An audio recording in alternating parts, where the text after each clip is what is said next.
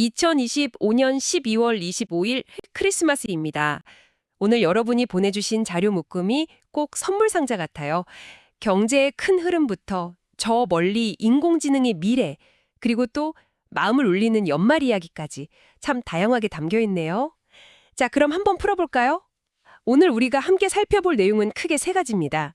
첫째는 이 환율부터 부동산까지 시장이라는 거대한 시스템을 움직이려는 보이지 않는 손들의 아주 치열한 다툼. 그리고 둘째는 더 이상 도구가 아니라 전기나 수도 같은 유틸리티가 되었다는 AI. 이게 우리 삶의 시스템을 어떻게 바꾸고 있는지. 그리고 마지막으로요. 이 모든 시스템의 바깥, 혹은 가장 중심에 있는 사람들의 이야기. 두 가지 풍경을 나눠보겠습니다. 여기서 흥미로운 점은 이 각각의 이야기들이 결국 시스템이라는 하나의 키워드로 연결된다는 점입니다. 우리가 의도적으로 설계한 경제 시스템, 우리도 모르게 우리를 바꿔놓는 기술 시스템, 그리고 그 안에서 때로는 소외되고 때로는 기적을 만드는 사회 시스템. 이 시스템들 사이의 상호작용에 집중해서 보시면 더 흥미로울 겁니다. 좋습니다. 그럼 첫 번째 경제 시스템 이야기부터 시작하죠. 최근 며칠 사이 원달러 환율이 그야말로 롤러코스터를 탔습니다. 하루 만에 34원이나 떨어져서 1,440원대까지 내려왔어요. 원화 가치가 급등한 거죠. 네, 정부의 아주 강력한 구두 개입이 시장에 제대로 먹혔다. 이렇게 봐야겠죠. 외환 당국에서 정부의 강력한 의지와 정책 실행 능력을 곧 확인하게 될 것이라는 거의 경고에 가까운 메시지를 냈거든요. 아, 그냥 으름장이 아니라는 신호를 시장에 확실히 준 거군요. 그렇죠. 하지만 말만으로는 한계가 있잖아요. 시장은 결국 돈의 움직임을 따라가는 거니까요. 구두 개입 외에 정부가 꺼내든 진짜 카드는 뭔가요? 바로 서학개미 카드입니다. 해외 주식에 투자한 개인 투자자들의 달러를 국내로 끌어들이기 위한 아주 구체적인 당근을 제시했죠. 국내 시장 복귀 개조라고. 아, 내용을 보니까 정말 파격적이던데요. 12월 23일까지 보유했던 해외 주식을 팔고 그 돈을 원화로 바꿔서 국내 주식을 1년 이상만 보유하면 해외 주식 양도세를 최대 100%까지 깎아준다는 거잖아요. 이건 그냥 세금 혜택 수준이 아니라 돌아오면 돈을 주겠다는 거랑 마찬가지 아닌가요? 맞습니다. 핵심은 속도전이에요. 내년 1분기에 돌아오면 100% 감면, 2분기는 80%, 하반기는 50%. 빨리 달러를 들고 돌아올수록 이득이라는 명확한 시그널을 주는 겁니다. 기업들한테도 문을 활짝 열었습니다. 해외에 쌓아둔 유보금이 약 1,144억 달러, 우리 돈으로 160조 원이 넘을 것으로 추정되는데 이걸 국내로 가져올 때 내는 법인세도 사실상 완전히 없애주기로 했어요. 잠깐만요. 이건 좀 생각해볼 문제 같은데요. 물론 환율 안정이 급한 건 알겠지만 이렇게 파격적인 혜택을 주는 게 기존에 묵묵히 국내 시장을 지켜온 투자자들에게는 일종의 역차별로 느껴질 수도 있겠어요. 단기적인 환율 안정을 위해서 장기적인 시장의 신뢰를 해치는 건 아닐까요? 아주 날카로운 지적이십니다. 실제로 그런 비판이 나올 수밖에 없는 정책이죠. 하지만 이건 그만큼 지금 정부가 환율 방어를 얼마나 절박하게 생각하는지를 보여주는 방증이기도 합니다. 정상적인 방법만으로는 역부족이니까 논란을 감수하고서라도 쓸 수 있는 모든 카드를 꺼내드는 그런 형국인 거죠. 정부가 이렇게 거시경제 시스템을 통제하려고 애쓰는 동안 미시적인 시장에서는 시스템을 교란해서 자기 이익을 챙기려는 행위들이 여전했군요. 국토교통부가 발표한 부동산 이상거래 조사 결과가 정말 기가 막힙니다. 전형적인 시세 조작, 소위 가격 띄우기 수법들입니다. 예를 들어 한 법인이 서울의 아파트를 이전 최고가보다 높은 16억 5천만 원에 매수했다고 신고합니다. 그런데 알고 보니 매도인이 그 법인의 사내 이사와 그 배우자였던 거죠. 자기들끼리 사고판 거네요. 맞습니다. 더 황당한 건 그 계약을 무려 9개월 동안이나 유지했다는 겁니다. 그 기간 동안 다른 잠재 구매자들은 그 허위 신고가를 진짜 시세라고 믿고 주변 매물을 판단했을 거잖아요. 이건 단순히 한두 명을 속이는 걸 넘어서 시장 전체의 가격 기준점을 왜곡시키는 행위네요. 그렇죠. 그러다 9개월 뒤에 슬쩍 합의하에 계약을 해제하고 높아진 호가를 바탕으로 제3자에게 18억 원에 팔아치운 겁니다. 와, 정말 교묘하네요. 근데 듣고도 믿기지 않는 사례는 따로 있었습니다. 8살 이하 남매가 경남 일대 주택을 25채나 샀다는 건데요. 거래액이 16억 7천만 원. 아니, 8살짜리가 소득도 없을 텐데 이게 서류상으로 가능한 일인가요? 시스템에 엄청난 구멍이 있는 거 아닙니까? 당연히 불가능하죠. 아버지가 편법으로 증여한 것으로 보고 국세청에 통보됐습니다. 이런 사례들은 우리가 보는 시장 가격이라는 게 얼마나 쉽게 왜곡될 수 있는지를 보여줍니다. 그리고 이런 혼탁한 시장 상황은 결국 평범한 사람들에게 다른 방식으로 영향을 미치죠. 어떤 방식이죠? 당장 내년부터 자동차 보험료가 5년 만에 오를 전망입니다. 손해보험사들 적자가 눈덩이처럼 불어나서 더는 버티기 힘들다는 거죠. 또 한편에서는 강남의 역삼 센트럴자이 아파트 청약 당첨 최저 가점이 69점이었습니다. 69점이요? 네. 이건 4인 가구가 무주택 15년, 청약 통장 15년을 꽉 채워야 나오는 사실상 만점이에요. 3인 가구는 만점을 받아도 애초에 당첨이 불가능했다는 뜻입니다. 와, 정리해보면 한쪽에서는 교묘하게 시스템을 이용해서 불을 불리고 다른 쪽에서는 성실하게 살아가는 대다수가 점점 더 팍팍해지는 현실에 직면하고 있다는 거군요. 공급 물량 자체도 15년 만에 최저 수준이라니 2, 3년 뒤에는 내 집 마련이 더 힘들어지겠네요. 맞습니다. 경제 시스템이라는 게 이렇게 각자의 위치에 따라 전혀 다른 현실을 만들어내고 있는 거죠. 이렇게 인간이 만든 경제 시스템을 통제하고 조작하려는 시도를 보니 지금 인간의 통제를 벗어날지도 모를 정도로 빠르게 진화하는 또 다른 시스템이 떠오릅니다. 바로 인공지능이죠.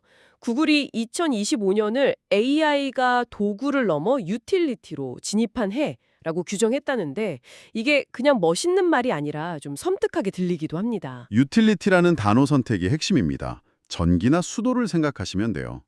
우리가 아침에 일어나서 불을 켤 때 발전소의 원리를 생각하지 않잖아요. 그냥 당연히 있는 인프라죠. AI가 그런 존재가 된다는 겁니다. 그게 중요한 이유는 뭔가요? 유틸리티가 된다는 게? 유틸리티가 되면 더 이상 선택의 영역이 아니게 되기 때문입니다. 전기를 안 쓰는 회사가 없듯이 이제 AI를 비즈니스 핵심에 두지 않는 기업은 생존 자체가 불가능해진다는 일종의 선고인 셈이죠. 이런 거대한 패러다임 변화를 상징적으로 보여주는 게 바로 최근 카카오의 움직임입니다. 아, 포털 다음을 AI 스타트업 업스테이지에 매각하는 협상을 진행 중이라는 소식이요. 이걸 그런 관점에서 볼 수 있군요. 단순히 비주력 사업을 정리하는 게 아니라 낡은 인프라를 버리고 새로운 AI 유틸리티에 올라타려는 생존을 위한 몸부림이네요. 정확합니다. 지분 맞교환 방식이라는 점도 중요합니다. 돈을 받고 파는 게 아니라 업스테이지의 지분을 받음으로써 AI 분야의 강력한 우군을 확보하는 거죠. 자체 AI 모듈 개발에 막대한 돈을 쏟아붓는 네이버와는 달리 카카오는 외부와의 협력을 통해 빠르게 서비스에 AI를 접목하는 다른 길을 선택한 겁니다. 이 새로운 유틸리티는 이제 컨텐츠를 만들고 과학 연구까지 하고 있습니다. KT가 AI로만 만든 영화 코드 G를 개봉한다는데 배우 없이 100% AI로 영화를 만든다는 게 아직은 잘 상상이 안 가네요. 이게 인간 감독을 대체할 수 있을까요? 단기적으로는 대체보다는 새로운 창작 도구를 활용될 가능성이 높겠죠. 배우 이선빈 씨의 연기에 90% 이상 AI 합성 기술을 결합한 작품도 포함되어 있는 걸 보면 아직은 인간과 AI의 협업 형태에 가깝습니다. 하지만 정말 혁명적인 변화는 과학계에서 일어나고 있습니다. 한국판 제네시스 미션 말씀이시군요. 네, 핵심은 자율실험실입니다. 지금까지 AI는 과학자가 얻어낸 실험 데이터를 분석해주는 조수 역할이었어요. 하지만 이제는 AI가 새로운 배터리 소재 후보 물질을 스스로 가설을 세워서 찾아내고 로봇팔이 그걸 직접 합성해서 실험까지 하는 겁니다. 와. 연구자가 20시간 걸리던 샘플 제작을 10분으로 단축할 수 있습니다. AI가 조수에서 동료 과학자가 되는 시대가 열린 거죠. AI가 유틸리티이자 동료가 된다면 당연히 그에 맞는 규칙과 안전장치가 필요하겠네요. 그런데 내년에 시행될 AI 기본법 가이드라인을 보니까 최소 규제가 원칙이라고요. 심각한 경우에만 조사한다는 건 사실상 사고가 터진 뒤에 움직이겠다는 의미로 들리기도 합니다. 소잃고 외양간 고치는 격이 되지는 않을까요? 충분히 가질 수 있는 우려입니다. 정부는 일단 산업의 혁신 속도를 늦추지 않기 위해 최소 1년의 유예 기간을 두는 등 선허용 후규제 원칙을 내세우고 있습니다. 하지만 말씀하신 것처럼 돌이킬 수 없는 사고가 터졌을 때 책임 소재를 가리기는 매우 어려울 수 있죠. 그래서 더 흥미로운 건 이런 규제의 공백을 기술 스스로가 메우고 있다는 점입니다. 기술이 기술을 규제한다고요? 바로 LG 에너지 솔루션의 ESS, 즉 에너지 저장 장치 화재 예측 기술이 그 예입니다. ESS 화재가 한때 큰 사회적 문제였잖아요. LG 엔솔이 100만 개 이상의 배터리 데이터를 AI에게 학습시켜서 화재로 이어질 수 있는 아주 미세한 전압 변화 같은 이상 신호를 0.1초 만에 감지하고 사전에 차단하는 기술을 개발했습니다. 이건 정말 재밌는 지점인데 AI라는 시스템이 만들어낼 위험을 또 다른 AI 시스템을 통해 통제하려는 시도인 거죠. 이렇게 복잡하고 거대한 시스템들에 대한 이야기를 나누다 보니 조금 차갑게 느껴지기도 하는데요. 마침 오늘이 크리스마스여서 그런지 여러분이 보내주신 자료에는 이 모든 시스템의 논리를 뛰어넘는 아주 인간적인 이야기 두 편이 담겨 있었습니다. 네, 하나는 런던 거리에서 다른 하나는 대구의 한 병원에서 온 소식입니다. 먼저 얼굴 없는 화가 뱅크시의 신작 이야기입니다. 런던 도심 두 곳에 새로운 벽화가 나타났습니다. 두꺼운 겨울옷을 입은 아이 2명이 차가운 바닥에 누워서 하늘의 별을 바라보는 모습입니다. 뱅크시의 작품은 항상 그 위치가 메시지 자체일 때가 많던데요. 이번에는 어떤 장소에 그려졌나요? 정확히 보셨습니다. 작품이 등장한 곳 중 하나가 센터포인트 타워 인근입니다. 이 타워는 1960년도에 완공됐지만 오랜 기간 텅 비어 있으면서 집 없는 사람들이 넘쳐나는 도심 한복판에 노숙자에 대한 모욕으로 불렸던 상징적인 건물입니다. 그리고 이 건물에 대한 비판을 계기로 영국 최대의 노숙 청소년 지원 단체인 센터포인트가 시작됐죠. 아, 그러니까 모두가 가족과 따뜻한 크리스마스를 이야기하는 바로 그 순간에 우리 사회 시스템이 미처 품지 못해 거리로 내몰린 아이들의 현실을 가장 상징적인 장소에서 보여준 거군요. 맞습니다. 화려한 연말 분위기 속에서 우리가 애써 외면하고 있는 그림자를 직시하게 만드는 뱅크시 특유의 강력한 한방인 셈이죠. 그렇게 차가운 거리의 이야기와는 정반대로 생명의 온기가 가득한 기적 같은 소식도 있었습니다. 대구의 한 대학병원에서 들려온 유주 아기의 이야기입니다. 유주는 지난 6월 임신 26주 만에 태어났습니다. 몸무게가 328g. 328g이요? 네, 성인 여성의 손바닥 위에 겨우 올라오는 크기였죠. 300g대 초극소 저체중 출생아의 생존율은 통상 1% 미만으로 알려져 있습니다. 의학 통계라는 시스템상으로는 거의 불가능에 가까운 확률이었던 겁니다. 328g. 콜라 한 캔보다도 가벼운 무게네요. 그 작은 생명이 어떻게 1%의 확률을 뚫고 살아남은 건가요? 191일간의 사투가 있었습니다. 대구 가톨릭대 병원 모아센터의 의료진들이 그야말로 모든 걸 쏟아부었습니다. 수천만 원에 달하는 치료비를 병원이 무료로 지원했고 인상 깊었던 건 아기가 태어난 지 한 달 만에 처음으로 태변을 봤을 때 의료진 모두가 기저귀 사진을 찍으면서 자기 일처럼 기뻐하며 축하했다는 대목입니다. 그건 단순히 의사와 환자의 관계를 넘어섰네요. 하나의 생명을 살리기 위해 모인 공동체의 모습이 그려집니다. 그쵸. 그리고 지난 19일 유주는 4kg의 건강한 모습으로 기적처럼 퇴원했습니다. 의료진이 퇴원 파티를 열어주면서 씩씩하게 잘 걸으라는 의미로 아기 신발을 선물했다고 합니다. 크리스마스에 도착한 가장 특별한 선물이 아니었을까 싶습니다. 한쪽에서는 시스템이 외면한 아이들의 현실을 고발하는 차가운 그림이, 다른 한쪽에서는 시스템의 통계를 뛰어넘어 기적을 만들어낸 사람들의 따뜻한 이야기가 있네요. 자, 오늘 정말 많은 이야기를 나눴습니다. 정부의 시장 개입부터 AI의 진화, 그리고 이 두 가지 특별한 이야기까지. 그래서 이 모든 것은 무엇을 의미할까요? 오늘 우리가 살펴본 이야기들은 결국 우리가 어떤 시스템 속에서 살고 있고 또 어떤 시스템을 만들어가고 있는가에 대한 질문을 던집니다.